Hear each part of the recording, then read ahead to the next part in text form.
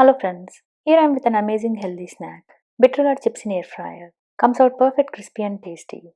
It's so good to include bittergourds in diet this way to lower glucose levels. Makes an awesome combination as a snack or side dish with rice, millets, dal, etc.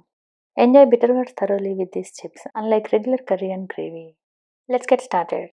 First thing, there is no need to peel, soak or squeeze out the bitter juice. Bittergourd is supposed to be bitter naturally.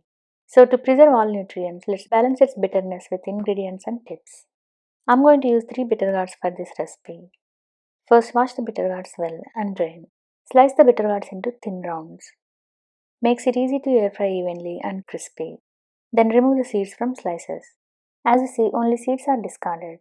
Rest everything is retained as it is. Let's prepare the mix to enhance the flavor.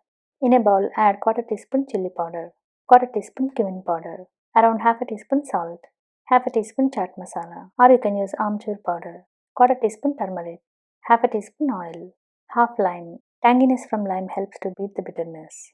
2 teaspoon rice flour for crisping the slices more. Mix all once. Add 2 teaspoon water to dilute well. Now add bittergourd slices to the bowl and mix well to coat evenly. Rest it for 5 to 10 minutes to ooze juices and marinate well.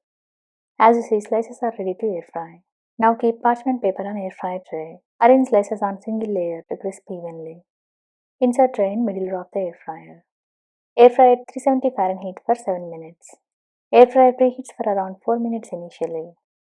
If you notice, slices being lightweight and slightly dry with preheating will start moving around, causing parchment paper to fly and catch fire. There is a risk.